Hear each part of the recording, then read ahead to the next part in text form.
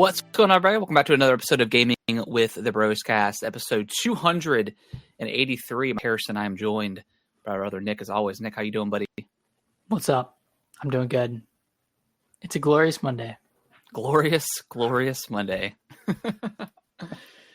So light news this week, or we just missed something. But I mean, if we missed something, it must have not been big enough for us to think about. But so we're going to focus more on Nick's impressions of Pokemon Legends, since that's the big game that released last week. But before we dive into what we've been playing, Nick, how was your week? Week was fine. Work's been really busy, so that's been kind of crazy. I had to work a little bit yesterday, which is never fun working on the Sunday. You know? Ooh, yeah, never fun. It's been all right. It's okay weekend. Just kind of like getting more baby stuff together, getting ready. We had bought this stroller like 3 months ago, and it was kind of sitting in the garage. Like we had unpacked it and everything and looked at it and made sure it looked fine. And then we were looking at it again, and Alicia and I started to realize that it was just too big, and like we weren't gonna. Yes, it could fold down, but we weren't going to take it around with us. Like, it was just too big to do anything with, aside from just walking in the neighborhood. Yeah. Like, for me, it was like pulling teeth, because I didn't want to return it. I wanted to just commit to what we had. And then eventually Alicia convinced me to go get a new one. And then we went to Target and then found one that we absolutely loved. Like, man, this is perfect. Glad we did this. Is it the one that like has like the car seat into stroller combination, so you can just kind of like lift out, put it? Those are the best. Like you have like the station or whatever that's in the car, and then you could just pull out the car seat right from there directly into the stroller. Easy. Yeah, and that's what we bought at first. Like that was what we bought the first time around, but it was just ginormous. Like it was so huge. So we went with a much smaller one that I think we're gonna like. But I think it's probably for the best. Lug it around. I mean, I was just thinking about like going to our parents' house for the holidays, or going down to Florida, or just traveling in general. It's like we're not gonna bring this shit with us, realistically. Yeah, and it's like you don't really need a big one either, because I mean, like what are we doing? You'll have like there's like storage options, but it's like, I don't know. You don't really need. I mean, if you're just going around the neighborhood or something, you don't really need to take much. Just bare essentials, diapers, stuff like that. That's about it. Maybe a backpack full of. Have a backpack ready to go. So I could use the backpack that you got me. Yeah, I mean that's easy money. Easy money. So that was the weekend. How about you? That was it. It was good. It didn't really. Well, no, we ended up going to our local like haunting attraction, which was awesome. We've been going to that one the last several years, and it's really awesome. Kellen absolutely loves it. He's always like, I'm leading the charge. I'm in front. I just kind of stand back and make sure he's good. There was one point where it's like one of those, like you walk into the tunnel, like the tunnel is spinning, and it's like also like neon. So like it's like a bridge in a tunnel. So like when I walked in, I was just like, oh. And then sure enough, like as soon as he walked in and took like 2 steps, he went right towards like the railing. So I was like, oh, let me grab you. I mean, there's nothing for him to fall into, but I was just making sure he didn't trip or something like that. But so that was cool. But yeah, we had a blast. You know what? Next year, let me know when you're planning on going, because I'd like to go as well. And Alicia doesn't. She doesn't want to do it. So, and we can't we can't just go by ourselves as 2 grown adults to a spooky woods. I feel like you need. No, you don't need kids. Okay, it's more adult oriented. Like they have like a whole bar and stuff. Like it even says on like the tickets, it says there's no age minimum or anything like that. Just know that once you buy this ticket, there's no going back. But they have like, I mean, they have like beer and stuff you can buy if you want. That's cool. Yeah. So, all right. Well, I retract my statement then. yeah, absolutely. There's not like Kellen was probably the youngest kid there, and he was last year and the year before. I mean, yeah. Okay. There's a few kids there, but yeah, mostly it's teenagers, adults. Yeah. So cool. But they have like one section where they bring you to, and we think it's like an old, because places like this, they're always taking like refurbished stuff and just like donations from the community. Mm-hmm. I think it's an old Sonic sign, just that was like redone, but it worked out perfect because it spells out, the way they do it is it spells out icons, and it's like a big red neon sign that says icons, and it's like horror icons. So you go in and you go through like Sonic icon, the 13th section, the Jason section, the Texas Chainsaw Massacre section. They didn't really have a Terrifier section, but there was like the Terrifier Art the Clown there. So that part's always the coolest. They do a really good job. So yeah, dang, I'll let you know next. Awesome. I would love to go. I mean, I loved going as a young teen. Yeah, years ago, like in middle school. Like we would, during October, I feel like we would do that every single weekend. Yeah, it's a blast. We always have a good time. And this year we did it perfect because like last year I think we chose the 9 o'clock slot, and this year we did the 8 o'clock slot, and we got there like 30 minutes early, so we didn't have to wait in a single line for parking. We just kind of rolled up, parked, paid, and then got out. We still had to wait about 45 minutes in line to get into the park or whatever, however you want to call it. But last year I think we had to wait like an hour and a half, so we kind of timed it up. Yeah, pretty good. Nice. But yeah, so yeah, other than that, good weekend. Saturday made some delicious like street tacos. So good. Lovely. Yeah, it's awesome. All right, Nick. Well, let's dive into what we've been playing. Where do you want to start? Let's start with Silent Hill. Okay. I want to hear your thoughts. I mean, I've played through it. I've played through it 1.5 times at this point. Yeah. You just picked it up last week, and let's hear it. How are you feeling about it? Yeah, I was kind of ready. Like I've been playing through Silk Song, been playing through Hades too, and I was like, and I finished Chronos already, so I was like, man, I need like another kind of big third person game, because I think at the end of the day, like those are always my favorite kinds of games, like the story driven, you know, third person whatever action games. So I was like, you know what? I was like, I know you kind of had mixed feelings about Silent Hill initially. I think you were a little bit more positive about it last week. Yeah. But I was like, you know what? It's Halloween. Let me pick this thing up. And I wanted to play it on my Portal as well. So like I played a few hours in bed this week. Runs pretty good. It took me a minute to get the Portal, because I hadn't touched the Portal in a couple months. I probably spent about an hour in bed trying to get my Portal to connect to my PS5. I went downstairs, I reset the PS5, I made sure remote play was enabled. I reset the Wi-Fi, and it still wouldn't work. And I've gotten to work before because I have like an extender in our room for Wi-Fi. Yeah. As well, and I've never had an issue. And I Googled it, and they said with the latest update, turn on airplane mode and turn it back off. Oh my god! And then it connected. I was just like, what the fuck is this? Like, this makes no sense, but whatever. As soon as I did it, it worked and it connected. I was just like, great. Well, now I don't even want to play. I ended up playing like 20 minutes that night because I was tired and annoyed. But yeah, Silent Hill F. I love this game. I know you had frustrations with the combat, and I think more so just you being in hard mode. There's like it's story mode and hard mode, which is, it doesn't make a lot of sense. Like a cardinal sin. You need 3. So I just went straight into story mode. You know, I'm getting older, Nick. Sometimes I just want to play a game and enjoy it for what it is. Don't ever let someone tell you that you're not playing the game the correct way. Wow, playing on baby mode. All you Dark Souls fans out there. God forbid you use a system in the game.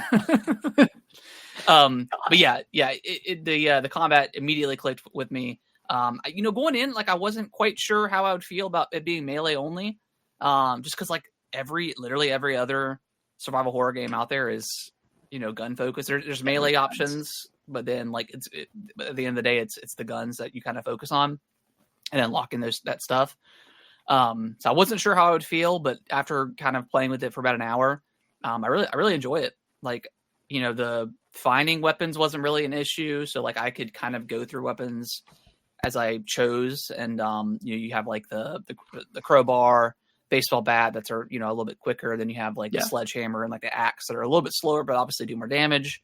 And then there's a lot of, toolkits that you can find throughout the level or throughout the game to repair your stuff. So, you can use like the axe was a pretty go-to one for me. Oh yeah. So I would, use it down to like a little sliver left. And then I would, if I didn't have a toolkit, I would just, cause you can have up to 3 weapons at a time in your inventory.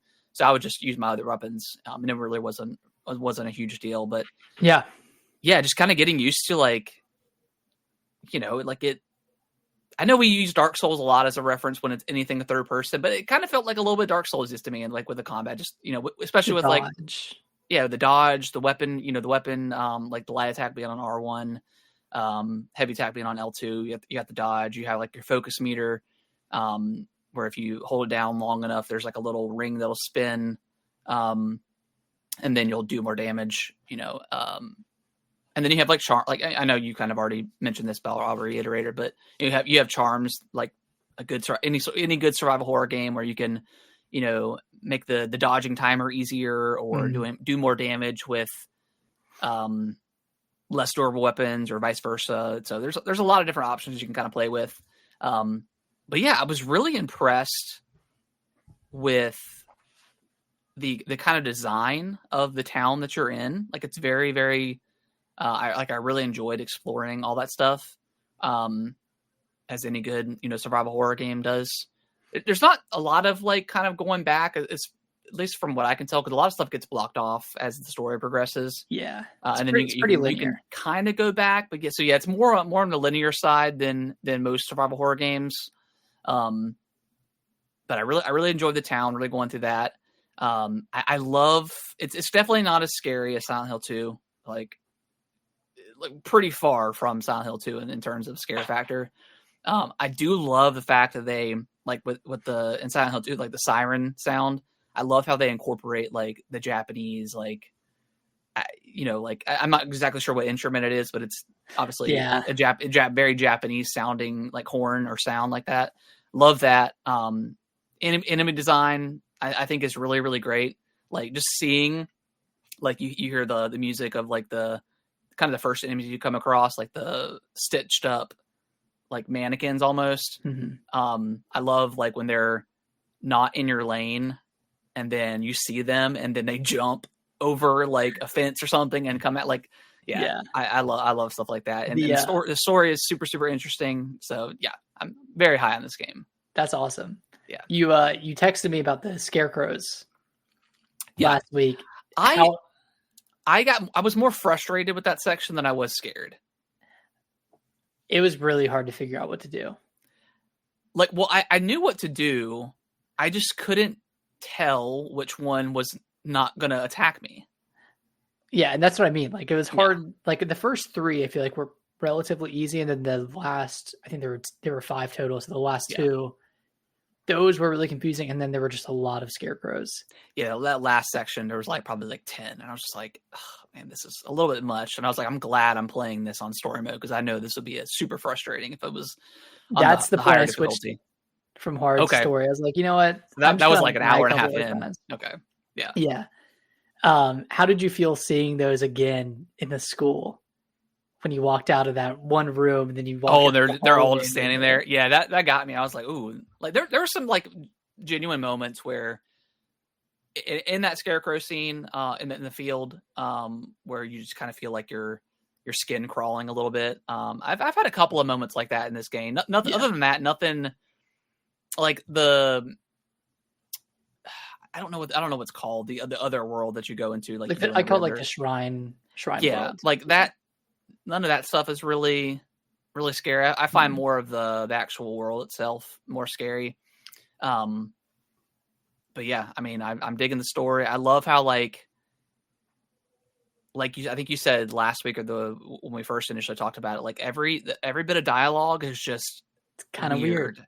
It's just kind of weird, and it's at first I was like, like okay, maybe the voice acting isn't great, right? Like initial like kind of thoughts, yeah. But then once I was like, you start like listening to the characters and stuff like that, and how they're presenting the dialogue, you're just like, why would that person say that? Like that's kind of weird.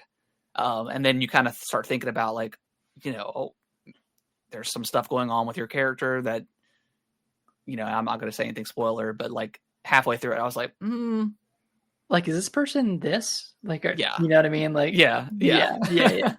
But yeah, I love it. And then like the kind of, I'm not going to say a twist, but like the moment when you're in the other world and things start happening, like some body horror stuff starts happening to you. Super cool. I was like, what is this? But I'm digging it. For like, it, yeah. The combat changes a little bit slightly. Just it's still melee only, but the combat starts to change and gets a little bit faster. But yeah, man, this game's awesome. It was really at that point where like the game started to take a turn for me, from being frustrating to being very interesting and very fun. Yeah. How do you feel about the puzzles? They're pretty simple. Like, in the puzzles are easier on story mode. Okay, so you have puzzles on story as well. Yeah. Okay, so you're playing in, you said baby mode. Yeah. So yeah, I just did all stories. I don't really know how the puzzles like change significantly. Like I was able to figure pretty much anything. The only time that I had to look something up is when I got to when you get back to your house and there's like the 3 different sections of the house, or 3 different versions of your home. Yeah. I probably went through each room probably 5 times, and I was like, and I picked up everything I possibly could. And there's obviously some puzzles that I just couldn't do yet. And I was like, where do I go? And then sure enough, I had to take the flyer with like the date and put it on the wall to unlock the door. And I was like, I just missed that prompt when I was walking around. I just didn't see it. And then I was like, and then after that, I was like, okay, this is pretty simple. But yeah, I'm very curious to see how the story ends, and then obviously move on to some New Game Plus, see how that changes.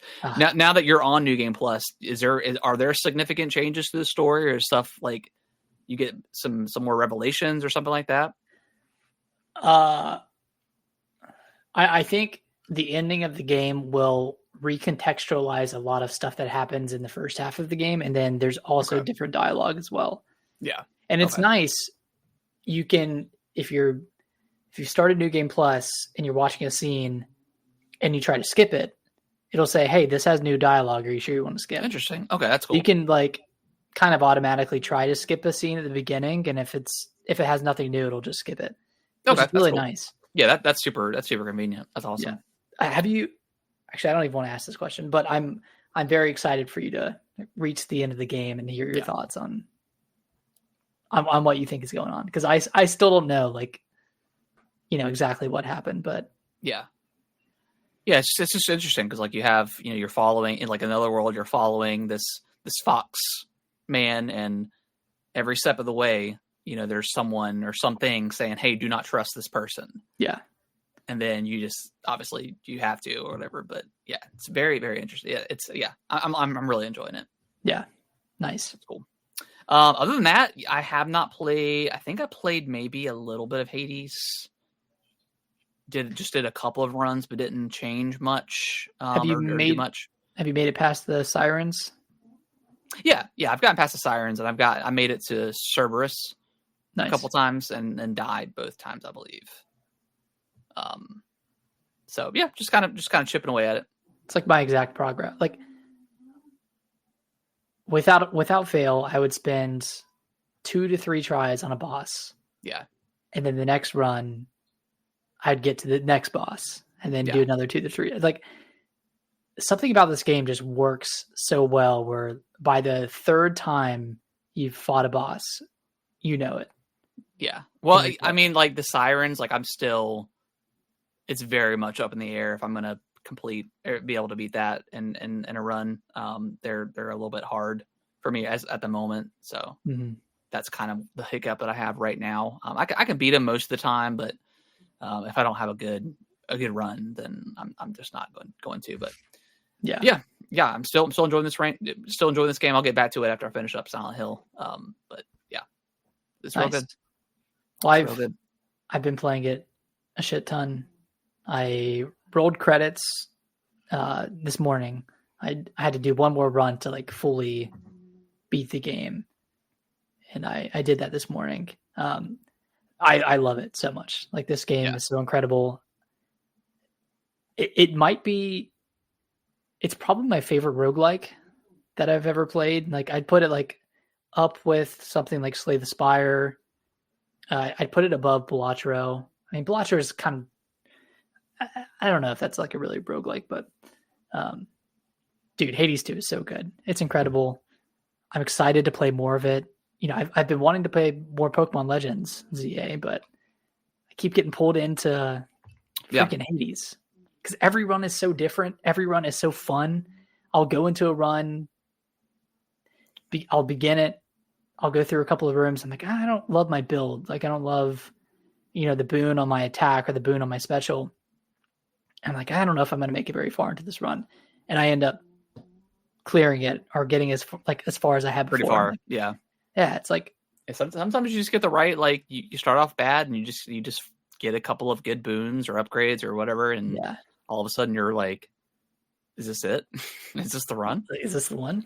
And then it usually isn't, but... at this point, like, every run is kind of the run. Yeah. Because I've upgraded my character so much. I have 3 Death Defiances, so I have like 3 lives essentially, and then like all of the what are they called, the like the relics you can equip at the beginning, some not trademarks,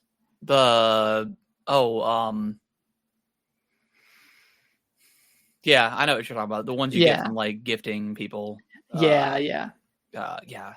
Relics I think is a good word. It's not that, but yeah, something like that. But I have those upgraded. Keepsakes. That's what it is. Yeah, I have those upgraded, and like I'll start off with the Zeus keepsake, so I can get that lightning right away because that Blitz special or the Blitz boon, so good.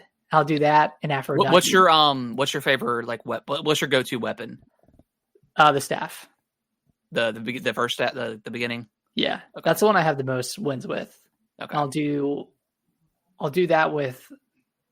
I'll start it with like a Zeus keepsake, and then when I beat the next boss, I'll put on an Aphrodite keepsake. Yeah, and so that's something cool too. Is like you can once your keepsake gets used up, you can like you can switch it up. And then like just unlocking like using the cauldron and doing incantations and like unlocking like.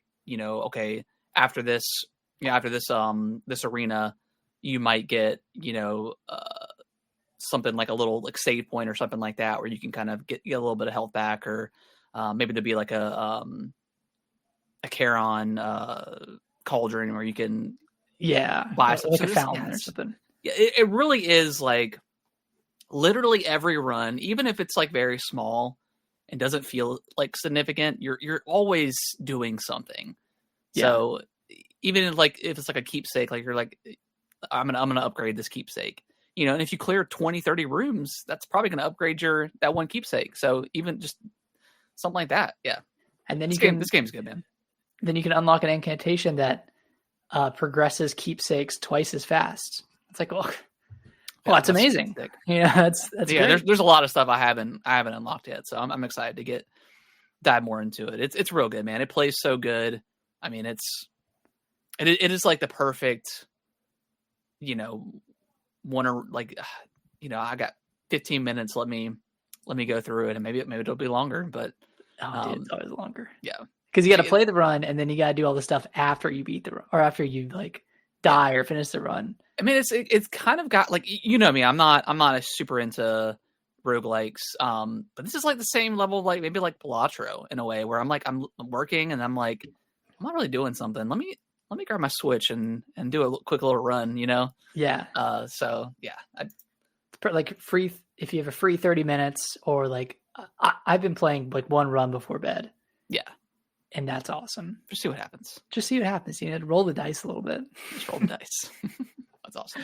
Yeah. I think I love roguelikes. I think you definitely do. You definitely do. And Slay the Spire. Okay, Nick, it's on sale right now. Should I pick this up? Yes. Okay. Absolutely. It's like $8. It's always on sale. Okay. Number one. Well, I've got it saved. So like I've got a bunch of games on my Switch saved for whenever they go on sale. But yeah, it's $8 right now. I really think you'll like it. You like card building games, right? See, like this and like Inscription, like I want to play. I put this over Inscription. Have you played Inscription? Mm-hmm. Okay. Yeah. It's good. Inscription's really cool too. Yeah. But that's more, I mean, it's horror based, right? There's like some weird it's like going on behind the scenes. Yeah. So yeah. It's real good. It's real good. All right, Nick, tell me about Windows Central, the game, Pokemon Legends, or Pokemon Legends, the CA. So just to preface, I mean, we had a whole episode last week about how this game we weren't going to get it. This is going to be like the last kind of line in the sand for Pokemon for us, at least for right now. I still have held the line, but you immediately folded on Thursday and texted me and you're like, yeah, you tried to justify it, but I did. Today you folded. You're like, I went to Costco. I got $100 worth of cards for 90, and then I used it to buy. Let me justify it. Real quick. All right. So I went online, Costco. I buy $100 worth of eShop gift cards for $90. Okay. Because you can always do that at Costco.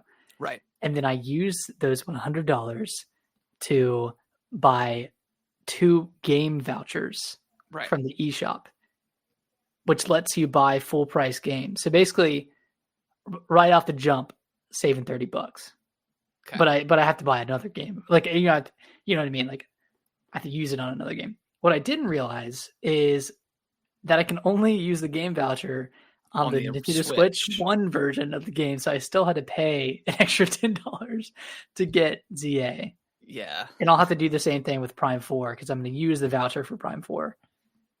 But you're not really saving a lot of money, but hey, it's all right. You know what? I saved $20. Hey, $20 is $20. $20 is $20. So in my mind, I got Legend ZA for free. You know all right. Well, anyways, immediately folded after I did my girl math and tried to make it work. Yeah, well, I've got $50 in Target gift cards. If I go out and buy it, I'm really only spending $20. If I go steal $50 from someone, I'll have $50, and then I can use that too. Hey, sometimes like I know the girl math makes no sense, but sometimes like it kind of does. Like it does. Cash is basically free. It's free money. Cash is absolutely free money. Yeah, it's if you've got cash on you, like that's nothing. Like it used to be the other way. That's not your money. That's not your money. Whose money is that? Anyways, all right, but Legend ZA. ZA. How is it? How are you liking it so far? Because I'm like 5 hours in. Just recently unlocked Mega Evolutions, and I will say, I'm enjoying it so far.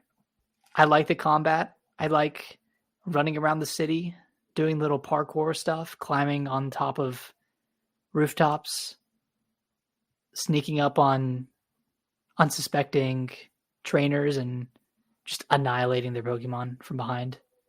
That's really fun. I got to a really weird point. So, okay. So the entire preface of this game, Legend ZA, is you are doing like a tournament royale, and you're battling from rank Z to rank A. Right. And during the day, you'll like go to wild areas and catch Pokemon and do side quests and that kind of stuff. But at night, a battle zone opens up, and you go there, and you're basically battling to earn enough points to then basically do like a qualifier match to get you up to the next rank. Yeah. So I did that, like, Z, got to Y, got to X, got to W, got to V, and then I get just as a part of the story, you get Mega Evolution. Yeah. When you're rank V. And then the CEO of whatever the hell industries calls me out. Yeah, who cares, right? Who cares? There's rogue Mega Evolutions taking over the city. They're gentrifying areas and industrial, all kinds of stuff. But anyways, so the guy calls me up and he's like, hey, the reason we set up this whole tournament is to find people like you that are like so good at battling Pokemon and have these Mega Evolutions and this kind of stuff. And then my friend who's with me, like your kind of partner, she's like, well, we're at rank V. Like, we're pretty low. And he's like, well, I have news for you. I'm going to let you battle to get to rank F. Jesus Christ. Essentially skipping the whole alphabet. So this next, like, sounds like Pokemon. They're taking shortcuts on JPEG windows, and now they're shortcutting the story. Gosh, sounds like Game Freak. So now I'm doing like this. I'm doing like the night stuff where I'm battling the zones, and then I'm going to do my qualifier to get to rank F. And I'm like, yeah, okay, I guess it makes sense in the context of the story because, I'm too powerful for ranks, U through G. Yeah. But also don't write the story that way. You know what I mean? Like, don't write it in such a way that makes you skip half of the alphabet. There's a game that came out last year that does that, like, and it feels like you're actually climbing the ranks. Was Metaphor Refantasio, when you're getting the what do they call it, the not votes but like valor points or something, or something like that. But yeah, like that felt pretty. It felt really organic. Yeah, by the time like you got to 3, like 4, like in the single digits, you're like, man, like I did something. Like, yeah, like you said, very, very organic in a way, instead of just, and at some point, you are skipping like 500 at some point, whatever. It's not one, a single digit, so it's a little bit different, but it's like a popularity ranking too. Yeah, so it's popularity, so it's like jump a lot. Yeah, it feels. Anyways. But it's just so funny because, like, obviously doing this cycle 24 times would get repetitive. Yeah. Right? Like, just by nature, it would get repetitive.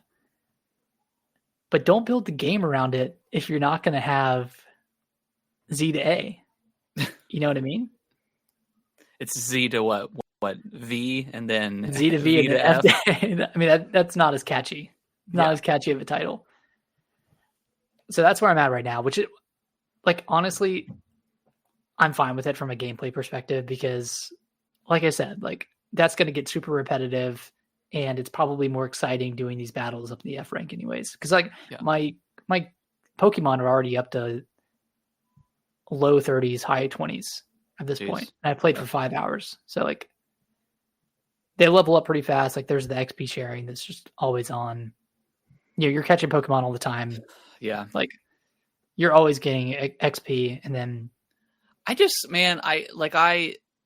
know people are always going to say, like, the gameplay is better than it was back in the day, like on Game Boy Advance, DS, but, like, I just really appreciated, like, the slower pace of those games where, I think Gold and Silver and Blue and Red were more difficult games because there was an EXP share, so you had to, like, focus. Okay, this, I got to swap Pokemon out. Which, I think there's pros and cons to that system, and I do appreciate the EXP share. But yeah, I just kind of enjoy the slower pace of, like, okay, I'm 5 hours in, but I'm only level like 17, right? Or 16. Yeah. And I'm just having fun, like, exploring and leveling up random Pokemon. Yeah. Like, yeah, I mean, in comparison, this feels like breakneck speed. Yeah. Because we really need, like, a remake of Gold and Silver, or for them to put Heart Gold, Soul Silver onto the Switch. I'll pay for it, but whatever. Like, I'm really curious to go back and play those games again to see if they hold up, and see if I still enjoy them as much as I remember enjoying them. Yeah. You know what they should do?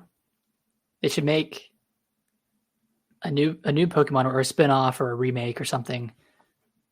Or a spin-off. I think a spin-off that is turn-based, but similar to something like Final Fantasy, Clear Obscure, Dragon Quest. You're controlling 4 Pokemon at once. So that would be really cycling cool. through their turns. Yeah. And like obviously their speed and stuff would, determine which order they were in. But that could be really cool. That'd be awesome. Yeah. I'm not saying that like ZA needed this, because I am enjoying the real time combat. Yeah. With ZA, and it's cool. Like you can like reposition your Pokemon so they dodge attacks. Like, oh, like this Pokemon's using Ember, I can like run to the left and try to dodge it. And that's really cool because like you've never been able to do that in another Pokemon game. So that's like a new mechanic. Okay, that's cool. And the game does run really well. Like honestly, I know the visuals are the visuals are pretty flat. Like the city visuals are pretty flat, but the game itself looks good. Yeah, on Switch too, looks good and runs good. That's not really a complaint that I have. Yeah, if it would have came out and we would still have like sub, 60 frames. Like I know like Pokemon fans, they just don't care, right? Like they don't care. They can just easily look over all this stuff. Where I think people outside people looking in, and people like us, where we've played every single Pokemon game and we have these like prove it, like I don't know these criticisms about the game. Like, but some people they don't care. And I as someone who has enjoyed the series like my entire life, like we should demand better out of Pokemon Company. And I'm not saying that we have to have the cutting edge graphics. I think we've kind of gotten to the point now where like, it's gameplay over everything, right? And it's always been that way. But man, just give us like a little bit more, just a little bit more. Like put some effort into the game that you're making. And that's where I feel like Game Freak is just not a good developer when it comes to, I don't know, just like cutting corners, making the entire city like a singular one model, when every other developer, like the way that they kind of, obviously I'm not a developer, but when you're looking at something, it's being rendered, and when you're not looking at something, it's not being rendered. Like, I don't know why they didn't choose to do that for this game. And that way you could have like, some actual 3D models on your actual depth on your windows and everything. It's just bizarre. Like the corners that they cut in like every single Pokemon game. And again, I know they're on a time crunch because of the cards and the show, and they have to get everything so reliant on the game to come out, because then everything else gets created. But I don't know, man. Like I would be so curious if Pokemon Company gave like another Pokemon game to another to another studio, put them on the same time crunch, and just see what else see how different like the development process would be. Yeah. I don't know. I mean, I've had this same complaint for 10 years now with Game the Freak. entire Switch generation, essentially. Yeah, pretty much the entire Switch. I mean, I think the 3DS was fine. Like it's, comparing it to like the traditional pixel art. I mean, it's never going to look as good as that stuff did. It's just not. No. But man, yeah. I don't know. All I'm saying, hardcore Pokemon games, I think should just demand more. Fans should demand more from Game Freak. Like I was watching one TikTok the other day, and someone was like, I guess people are complaining that it takes place in one city. Whatever. It is what it is. But he's like, oh, Pokemon takes place in one city, and then he goes on to show like 5 other games that take place in the same town or city, and he showed off Silent Hill, Final Fantasy VII, and I'm like, you realize that you just showed I don't think it's the city that people have the problem with. It's just how bad it looks. So you go on to show these incredible looking games that all take place in, you know, a city or town or whatever. Maybe not the best. Not the best comparison. Yeah, not the best comparison. Yeah, and the last kind of problem I have with it is the lack of voice acting. Even though it's bad. It's like animated, like it should be voice acted, and like the characters' mouths are moving, like they're talking. Yeah, but there are no words coming out, and it's weird. It's really awkward. Like it's really awkward watching these scenes, and you do get used to it after a while. But like, God, that's the thing with Pokemon. It's like, oh, you just have to get used to it. You just have to get used to it. You just have to get used to it. Yeah. I don't know. I think we'll get there one day. I think they're just going to have to do it at some point. I mean, Zelda's getting voice acting now. We had voice acting in Donkey Kong, you know. But you don't have to have your main protagonist talk, right? I mean, like I don't think Link is ever going to talk in a video game potentially. I mean, maybe after the movie they change it. Yeah. Like Donkey Kong doesn't talk. Like we don't always need the main protagonist to talk. You know, same thing with like Metaphor. Like that you know, didn't talk on that. Yeah, that worked. It works just fine. You know. But yeah, it's time for there to be some voice acting in Pokemon. It just they have room for not great. Budget. yeah, they certainly do. I saw a report. Hire me, I'll do it. It'll be a poor job, but hey, you got to start somewhere. I don't have the full context of it, but essentially for Pokemon Legend ZA to break even, it only had to sell 200,000 copies. That's insane. And like it obviously sold like millions and millions in its first day. Yeah, and again, that's what's so frustrating.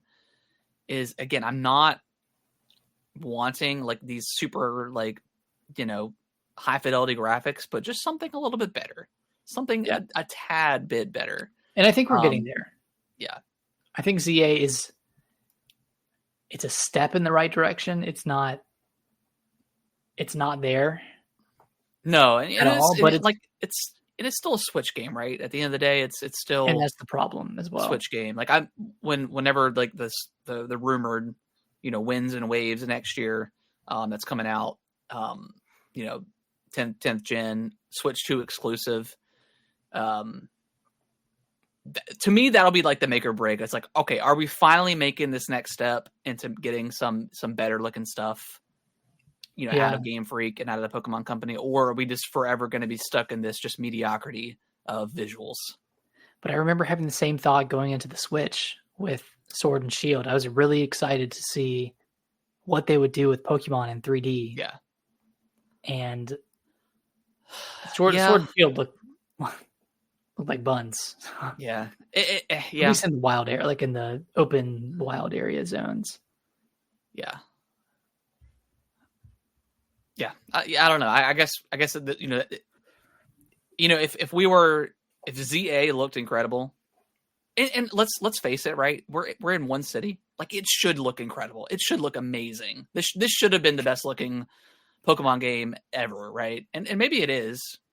You know, I think 4K and whatever. I think objectively it is. Yeah, but like visually, it should have been like the most impressive. It should have been extravagant looking. Yeah. Like Lumia City is so boring.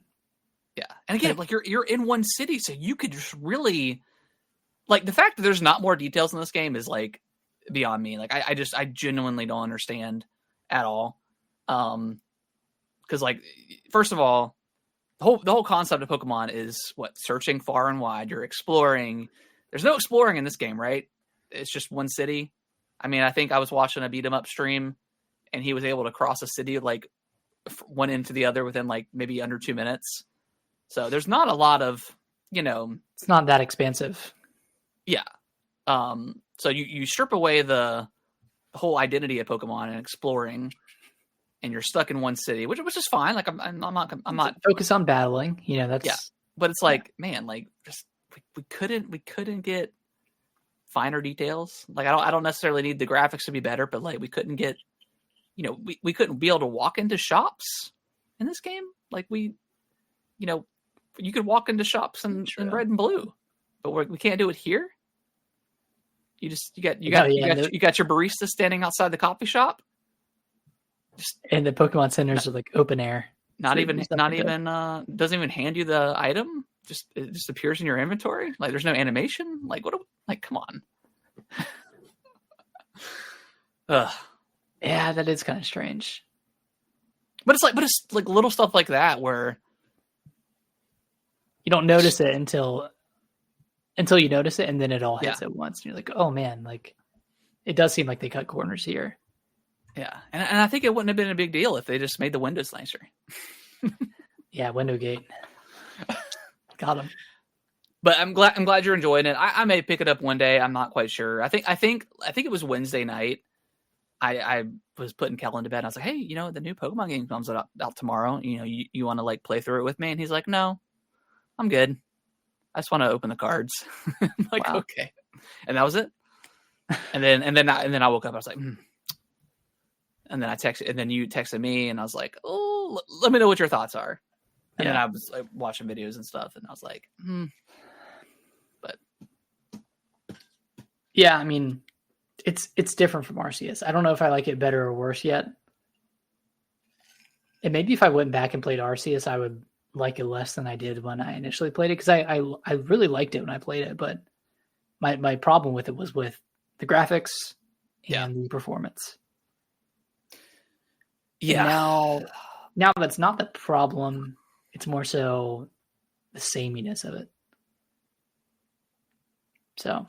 Yeah, I would probably, if I went back and played Arceus, I would probably be a little more down on it than I was initially. I just thought the concept was really cool with Arceus. Getting closer to that step of like what you wanted as a kid, like an open world Pokemon game where you didn't have to like go into like the battle animation. You could just throw a Pokeball and sneak around. Like all that stuff was super cool. Still is super cool. But yeah, I mean, based off all the leaks last week,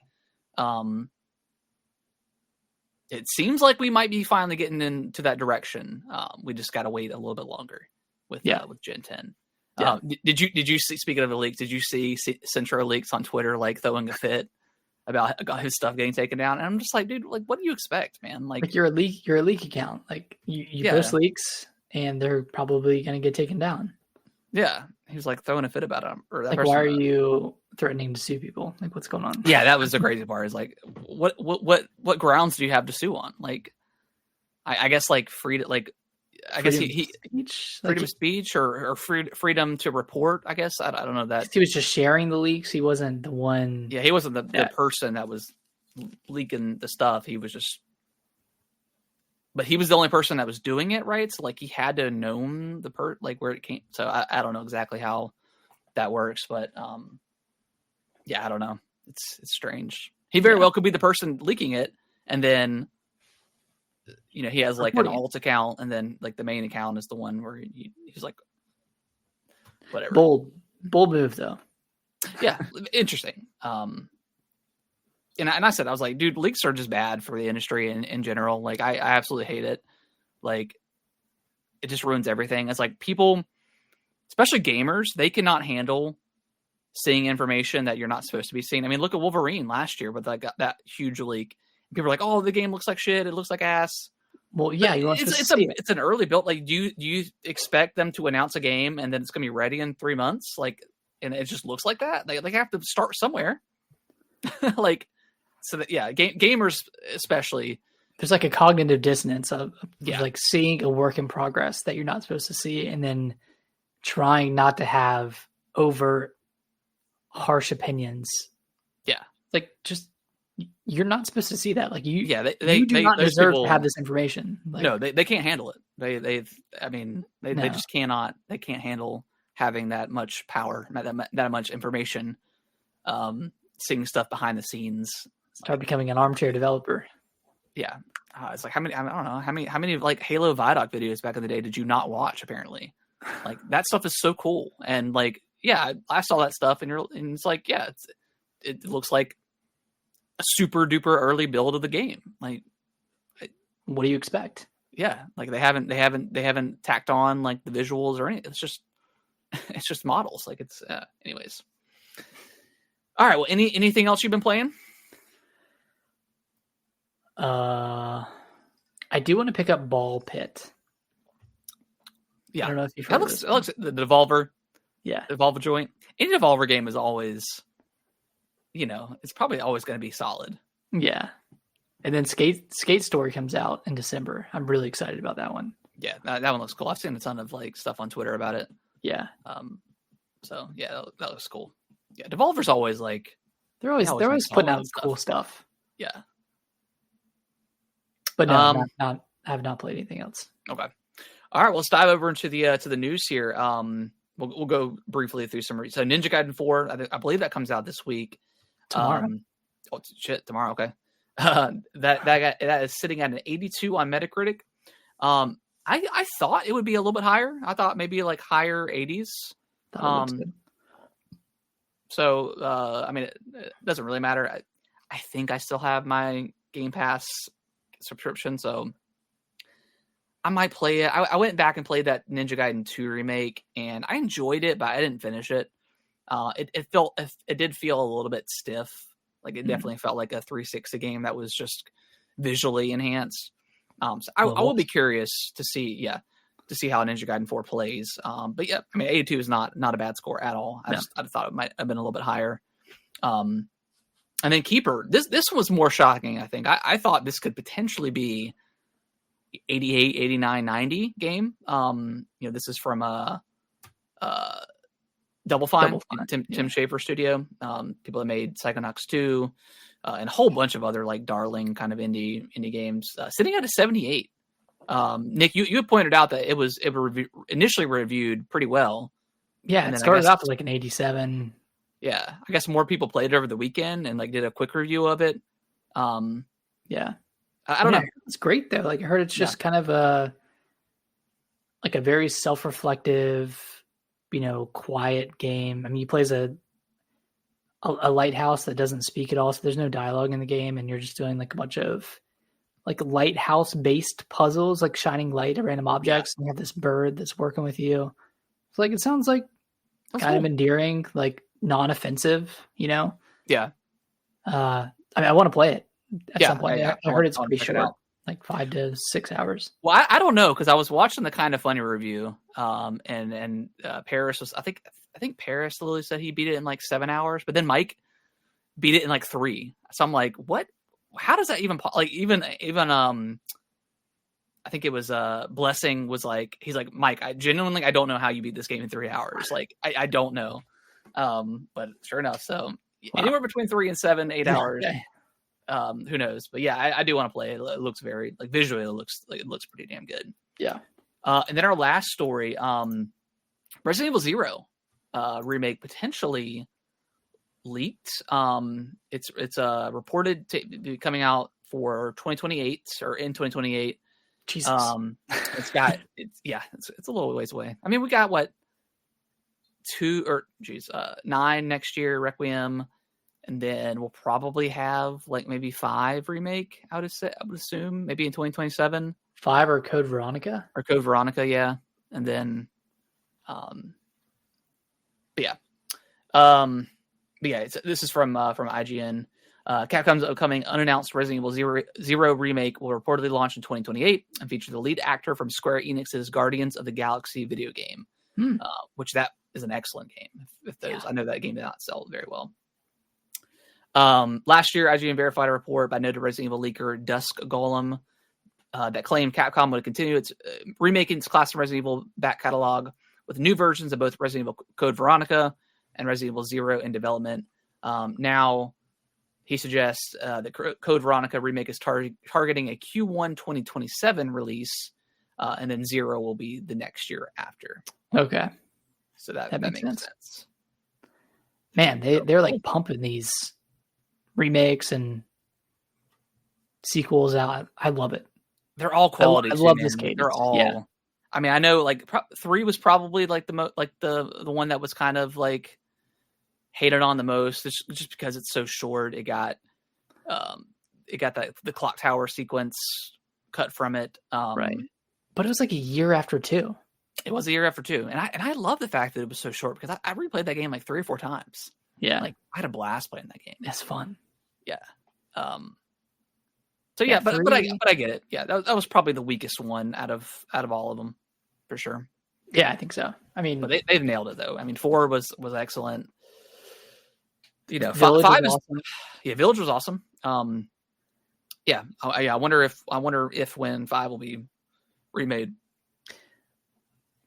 That's the most divisive one. You know, it's going to be an interesting one. That one's in 2025 right now. That's a hard one to. I mean, we just talked about last week about Ubisoft not wanting to make their post Civil War Assassin's Creed game, and we called them out and said, hey, make it. It could be a really really cool story. And Resident Evil 5 was divisive back in the day. With the white man going to Africa killing black zombies. I get it, but like, yeah, come on, I get it. I get it. Trust me, I understand it, but it's a hard line. But I feel like if they remake it, they have to remake it. They have to be honest with they have to be true to the original. Maybe clean up like the color grading. Like don't make it very. It was very green. It was a very green game. It was very Xbox 360 era.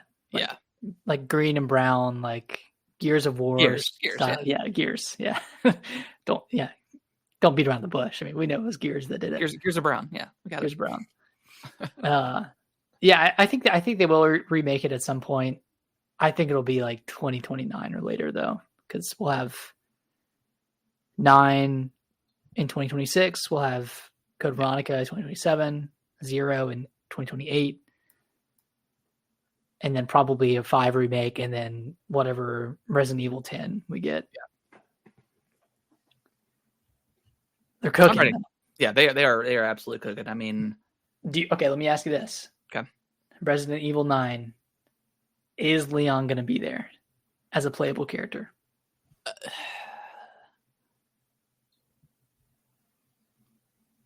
I don't know. I think if he'll definitely be there. He's definitely got to be a part of that story. I mean, come on. I don't know if he'll be a playable character. If he is, it might be like a quick sequence, like a quick gameplay. I don't know if we'll do like. I mean, they could like do one part. I'm forgetting the female protagonist, but maybe half the game. Not clear. Her. And then the other half, Leon, or kind of like entangle them into kind of weave them in and out of the story as it's being told. I don't know. As much as like I love playing as Leon, like I don't know if I need to play. Like it's not a make or break. Like if they come out and say, "Hey, he's in the game, but he's not playable," that's fine. I mean, I don't need to play. I mean, it would be cool, but we got 2, we got 4 with him. He's 6. In 5, or not 5. He's in 6. Yeah, so like we've had a lot of Leon. I think, it would be cool. Like, come on, like Game Awards announcement. Yeah. See that would be a huge Game Awards announcement. Would be that very huge. Like you show the player playing in first person, and then you switch out to third person because you can like do it. Can you do it on the fly? You might have to go into the settings, but I think you have to go into the settings. Yeah, okay. unless you do the mode where it like switches you in and out based on like the developers. Fruits. Yeah. I think that's what I'm going to do. I just want to do it that way and see. Yeah. That would be cool. That would be real cool. Or like you're gonna have the protagonist. She's gonna be like almost get killed by something, and then Leon's gonna come in and do a fucking somersault and kick the shit out of the enemy, and then he's like, yeah, his knees are gonna crack a little bit. Yeah, say something quippy. I mean, he's gonna be 80 years old in this one, so. He just rolls in a wheelchair. Like this little wheelchair stomp. Gets him real good. But yeah, I think he'll be there. I hope he's playable, but I just don't know. Okay, that's fair. Man, the question is, does he die in this game? That'd be cool. That would be pretty cool. Go out in like a blaze of glory or something. Die in Raccoon City. Yeah. Die where it all started. Yeah. Die with your city. Live with your city. Die with your city. Yeah. Sweet. Yeah, I can't wait, man. I'm very excited for Rockaway. And we don't have to wait too long. Like early, like in February. So And it's Capcom, so we're gonna get 1,000 more trailers. Yeah. Between now and then. Yeah. I think we won't get one until the Game Awards. I think they'll show off, I think they'll reveal Leon in the game officially. Are you going to be able to stream the Game Awards? I know it's going to be right around baby time. We'll see. Yeah. Maybe you can come in and out. Yeah, if I do, I'll be in and out. Yeah. But I won't be working, so. Yeah. Makes it easier. Yeah. Well, I'll stream it regardless, and then, you can always go in and out as you need to. Yeah. Be all right. Last question for you. This kind of just popped up in my head in the last 10 minutes or so. Metro Prime 4 comes out, December 4th, right? Yeah. I feel like we're going to get a direct for this game, right? Like, it feels like we need one. Like, we're getting our second one for Kirby at some point. Yeah. I feel like Sakurai threatened us with that second one. He did absolutely threaten us. You think we get one? I don't know. Do we get one for Hyrule Warriors first? Or does that need one? Do we need one for that? I mean, no, because we know that. No, I mean, we don't. I guess we don't need one for Metro Prime 4 either. I mean, I would like one. I mean, yeah, I would definitely like one. Because I feel like they haven't nailed a single trailer yet. Yeah. I mean, the last one was pretty good, showing off the motorcycle. But they didn't exactly sell the open world with that trailer. See, and that now that you say that, I do feel like we need, like, what is the open world? Is it a hub, like Gears 5, and you're kind of driving around in nothingness, and then you kind of veer off into wherever the story entails, or whatever weapon you unlock, or whatever the case is. Yeah, so, yeah. I feel like we need a little bit more information about that. Whether it's an overview trailer, I would like a direct. I mean, I think that'd be cool to have a Prime 4 direct. Did Metroid Dread get a direct? I don't think it did. No, it did get like a showcase during E3. Yeah, it got like a pretty decent showcase. Yeah, and I feel like they will do one, because this is very similar to the Xenoblade 3 direct, where for hardcore fans you probably don't need one, right? But for someone like me that I don't really know nothing about this world, seeing that direct, I don't think I got it initially when it came out, but I got it pretty soon after. Yeah, and that direct definitely kind of push it up for me. So I feel like it's kind of needed, and if they want Prime 4 to be a big seller or the best selling game in the franchise, and I feel like it can be, but they gotta sell the crowd that has never played a Prime game or Metroid in general. Yeah, and a huge bar to to get over. That's what Dread sold 3-ish million copies, and that's the highest selling Metroid game of all time. So it's not a huge mountain to climb, but it's in a tough place right now, because the hardcore fans, I feel like, are not really happy with the trailers so far. And then it's not doing a lot to appeal to like the more casual audience, or like the non-Metroid fans. Yeah. So I don't know. I'm excited for it just because we've been waiting for this for 8 years, right? But like I said, and like I've said before, the trailers have not blown me away. And I'm just wondering, I'm wondering what is going on there. Like, is it because they can't find the fun to show off, or because they're just cutting these trailers weird, or they're holding something back? I think it might just be they're cutting it weird. Because we know what the Prime gameplay is, right? So like, we know it's not, it's not, even though it's a first person game, like, it's not necessarily like a Twitch shooter. It doesn't necessarily show well. Yeah. It's about exploration and, kind of methodically making your way through the map and traversing and going back and finding shortcuts and stuff like that. It doesn't necessarily translate well. And I didn't I definitely probably saw a Prime trailer back in the day, but I've never watched one all the way through. So I don't know how well those showed off, and maybe they didn't because they didn't sell very well.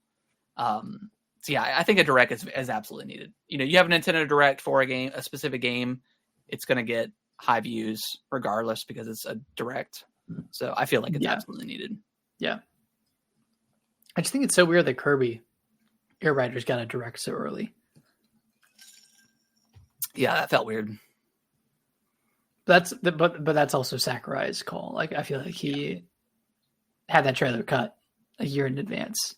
Yeah, it felt like. It was great. It was a great, It's funny, great trailer, great presentation. Presentation. But I wasn't sold on that game at all. And with it being $70, I'm definitely not sold. Mm-hmm. So yeah, I think we'll get one. I think it's kind of a must at this point for Metro Prime 4. I don't think we'll get it in October, but maybe sometime in November, like early November, we'll get it.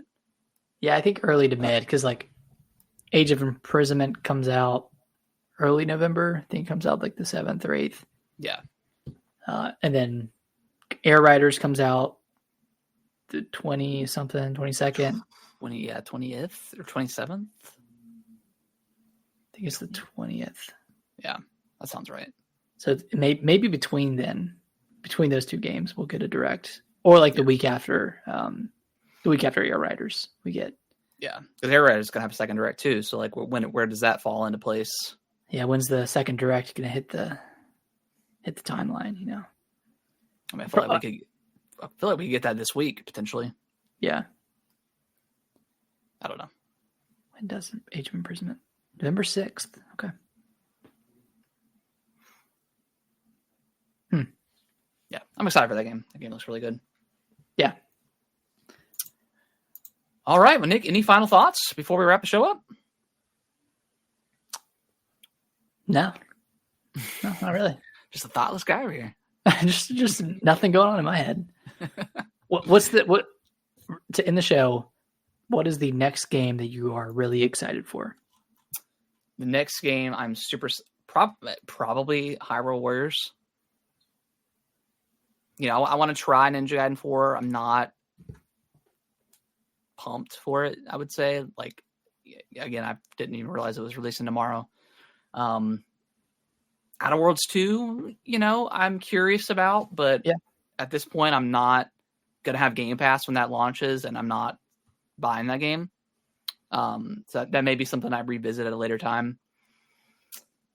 So looking at what else comes Hyrule Warriors, Prime 4, Marvel Cosmic Invasion actually looks like a really cool 2D beat 'em up game that I want to try. Yeah, based off the trailers and stuff like that.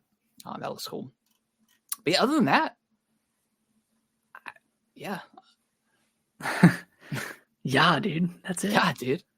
I am probably going to pick up Plants vs. Zombies Replanted. Yeah, I'm going to pick that up too. Nostalgia alone. Yeah, that's a fun game. Mean of the Hollower, I'm looking forward to. I like that demo a lot. Well, that was cool.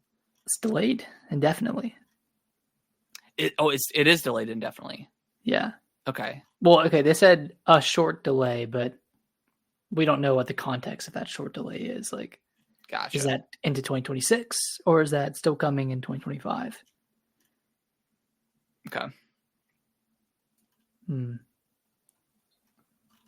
Yeah, I'm looking at the other games. Nothing else really. Yeah, pick up Solo Leveling, the game. The movie. I'll wait for reviews. I know it's going to be bad reviews. I'll wait. I mean, it could be like Dragon Ball Z. Like, I know those games are notoriously not notorious. They don't ever get like in the 80s. They're usually high 70s, maybe low 80s. I am a big Solo Leveling fan, so. Is this Bandai? I believe so. Anything Japanese related, I'm assuming it's going to be Bandai. They have like a monopoly. Oh, it's Netmarble. Okay. I don't know. I'm not sure. But I think it's I think it's the mobile game like redone. So I don't have high expectations for it. Gotcha. Yeah. So All right. Well, guys, I think that's going to end the show. We appreciate everyone listening and watching. If you can review us on your favorite podcasting platform of choice, that would be greatly, greatly appreciated. We'll be back next week talking about all the news. More games if we end up playing any new games that come out, but we'll have more to say about the ending of Silent Hill. Maybe we'll do a Silent Hill spoiler cast at some point. Yeah. That could be pretty fun. But yeah, hopefully everyone has a good week, and we'll see you next Monday. Bye-bye. Bye-bye.